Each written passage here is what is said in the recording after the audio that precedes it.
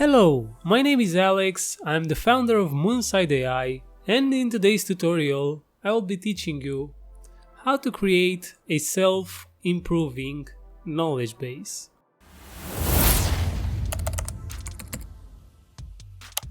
And what do I mean by that? Whenever someone asks a question that cannot be answered by the knowledge base agent, that question will be stored inside a table which you can then later create an answer for and then add it back inside the knowledge base, so that whenever that question is asked again, the knowledge base agent will know how to answer it.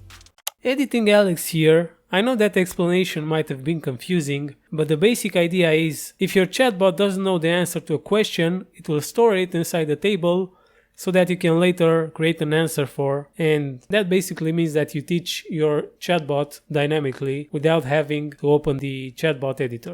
And to make my work easier, I decided I'm going to use the login system that I created previously. I added some modifications. Whenever someone uses the chatbot, they will be prompted to ask a question, and if they ask a question that the chatbot doesn't know the answer for, the chatbot will say that unfortunately I don't know the answer to the question. So I created a quick knowledge base with 3 simple questions and answers, and now if I go inside the emulator and ask a question and ask something that's not inside the database, what color is the sky? The chatbot should say that unfortunately it doesn't know the answer to the question. So what we need to do now is to actually store the question that has been asked inside a table. And before I show you how to do that, don't forget guys, if you find this video valuable, please leave a like, subscribe to the channel, and if you need further assistance or have any questions, please ask me in the comment section down below. And to do that, first we need to create a table, obviously. So let's go here and click add table, and let's call this table unknown questions. And let's create a column and call it question. And let's go back to the main workflow, and in here let's add a card and let's choose insert record. Now here we're going to have to select our table that we just created, and the question, inside the question field we are going to add the question variable. And now if we go back to the emulator, let's ask the same question, and it will offer us the same answer. But now if we go inside the table, we should have a question stored in here, which is great. So now we need to move to the next step. For the second step of this tutorial, we are going to use the login menu that I created in a previous tutorial. If you guys remember, if you don't know what I'm talking about, there will be a link for the video down in the description. I'm also going to add a card at the end of this video if you're curious. But in here, in the login menu, I'm going to add another choice, and I'm going to add questions, or I should say unknown questions, just like that. And now we are going to redirect the flow to another node, and let's call this one load questions. In this node we are going to create a script that is very similar to the login system one, that is going to load the questions and then display them inside the chat for the user to then manage. And to do that, we are going to add a find records card, and in here we are going to select the table, write the filter, I'm going to type all records, and we are going to store the result inside a variable called found questions.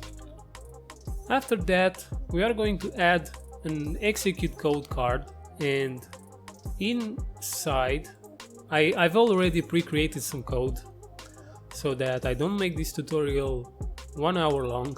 And in here we're going to have some errors because I didn't create this variable, but that's not a problem. We are going to go here, create a variable, and this is what we are going to be called this variable. It's going to be a string type variable. So yeah, now all the errors got solved. And what this code does, it's going to look inside the unknown questions table and pull out all the unknown questions that are stored in there and display them inside the chat. It's basically going to display the ID of the question and the question itself. And if there are 0 questions found inside the table, it's going to display no new questions found inside the database. And now we are going to get a text card, place it under here, and in here we're going to add the questions found variable. I hope this is not confusing because there are 2 variables that are quite similar. In case you get confused, there will be a download link for this chatbot template down in the description, so yeah, check that out. And now if you go here and type login, I'm gonna type my username and password 123, and now if we select unknown questions, it should display the question that it's inside the table. Great. So we are going to go down here, and then I want to make this a little bit prettier, and I'm going to add another question, another text card up here at the top, and let's call this unknown questions, and let's add some let's make it bold. And now let's add a single choice capture card. And let's add a choice. Let's first, let's say delete question and answer question. Great, now we have a menu. Now we are going to redirect the user or the workflow to another node. Let's call this one delete question for this other one. This other one is going to be called answer question. And now let's do the script for these ones as well. Before we do anything else with this, I'm going to add another variable in here, and this one is going to be a number variable, and I'm going to call it question ID. And this variable will be responsible with storing the ID of the question that you wish to delete or answer. And let's add a raw input card. I should have added a number capture card, sorry about that. And let's store the result inside that variable that we just created. Great, now we are going to use another execute code card. In here I've already pre-created some code. Let me explain what the code actually does. So we're going to create a variable that is going to store the question ID that we typed. Then we are going to prompt the table to get the record ID, and then if the record was found, it's going to prompt the table again to delete that same record. Then it's going to create a message. It's going to tell us that question ID that we specified has been deleted.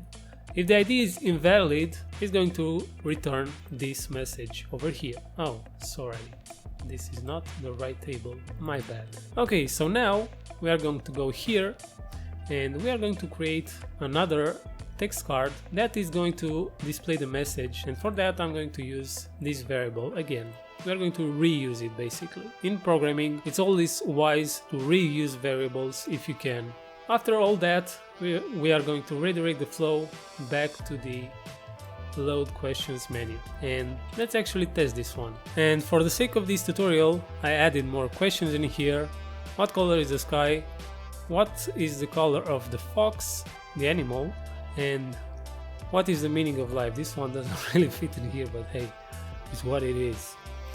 And let's select delete question, and because the third one doesn't really fit with the other ones, I'm going to type the ID with number 3 and question ID 3 deleted, and then it loaded the questions again, and as you can see, the number 3 has been deleted from the list, and if we look inside the table, the question has also been deleted. And now if we go to the delete question again and let's type number 3 again, it should tell us that invalid question ID. So that's basically been taken care of. Now we can delete stupid questions that has been asked. Now let's do the part that it's the most important. Let's answer the questions and add them inside the knowledge base. Well, at least that was my plan, but unfortunately I'm gonna have to split this video, this tutorial, in 2 parts. So if you guys want to see the next part, I recommend you subscribe to the channel because I'll be posting it really soon. And if you found the tutorial useful, please leave a like down below, leave a comment, and I'll see you in the second part. Bye bye!